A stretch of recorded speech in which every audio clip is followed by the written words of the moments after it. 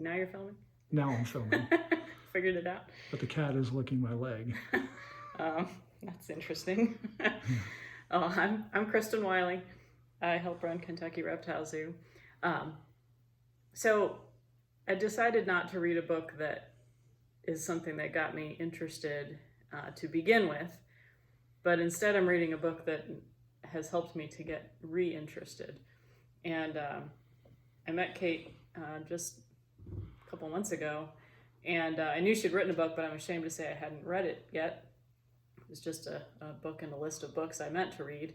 And so actually meeting her prompted me to get into it. And I'm not reading the beginning. The beginning is kind of astounding. But I'm reading a passage, the beginning of chapter 8, because I think it shows bravery and humility at the same time. And anyway, I thought it was great.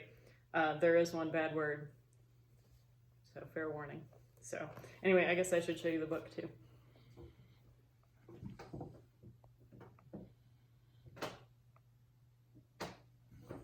All right, so here we go. I feel like I'm on Second City TV where they're bringing stuff in and they're bringing stuff in. My arm got tired filming yours, so. Okay. Anyway, chapter 8 is called A Day of Monsters. A mamba! Shit! When Nicole turned up this morning carrying a large plastic jug, this is not what I expected to find inside. But with the cap unscrewed, I can just make out a thick coil of green body with smooth scales. I hastily screw the cap back on. Held up to the light, the white plastic is slightly translucent. I shake the jug from side to side and estimate the snake is a good 1.5 meters long. This is going to be tricky work. I really don't want an audience, but I've got one. Patience being held by Nicole, who I can hardly banish since it was she who brought the snake, and Laurent, who has his dog with him, a creature who has never in his life obeyed an order, and of course Etienne and Florence. But the audience is now waiting for the show, and I haven't a hope of getting rid of anyone. Leave it alone, I yell at Laurent, who is fiddling with the jug. When I look a moment later, he has unscrewed the cap and has his eye to the hole. Shut the lid, I shout in alarm. He grins rakishly. Shut the lid. He shuts it, but takes his time and smiles at me. Do you not understand what I said? I demand. I don't want to be responsible for some imbecile who gets himself bitten in the eye by a mamba. I eventually resign myself to doing everything I have to do in front of the audience. As I've said before, putting a snake in a bottle is a whole lot easier than taking one out.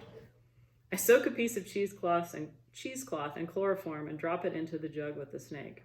Then I watch it closely. I want the snake groggy enough that I can safely remove it, but still with enough life in it that I can get a few good pictures. I carefully monitor the snake as the chloroform takes effect, shaking the jug and holding it up to the light to check whether the snake still has some muscle tone or is completely limp. And I do my best, to get the audience under control. Nicole, please take Patience and go sit on that log at the far end of camp. Laurent, behind the house. No, not the peyote, the tarpaulin house. Laurent does as he's told. His friendly dog comes running up to lick my face and get the dog under control. Etienne and Florence have disappeared. They don't need to be told what to do. I am nervous. What I have to do is dangerous, and it is distracting to be watched and to worry constantly that somebody is going to get in the way.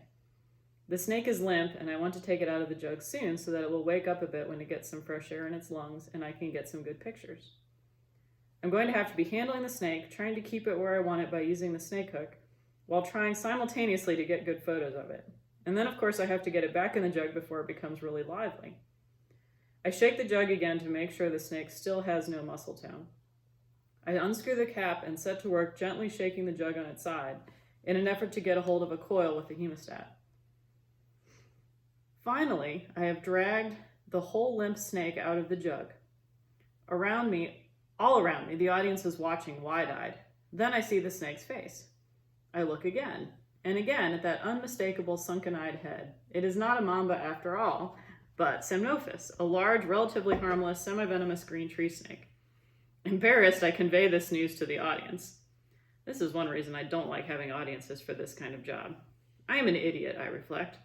This isn't the first time this trip that I've reached that conclusion, but at least this time I have mistaken something harmless for something venomous, not the other way around.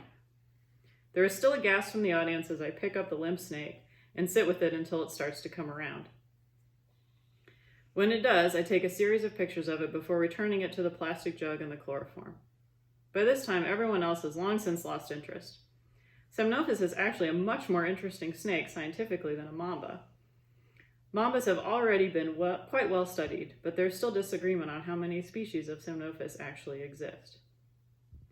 Although it is the wrong time of the day for it, I order coffee.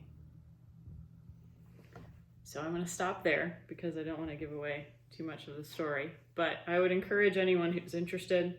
I also like this because, Kate's a woman and I'm a woman, and You are? I am, and I think she's a great role model, and definitely one of my heroes for everything that she's done. So I just highly recommend it. Bye.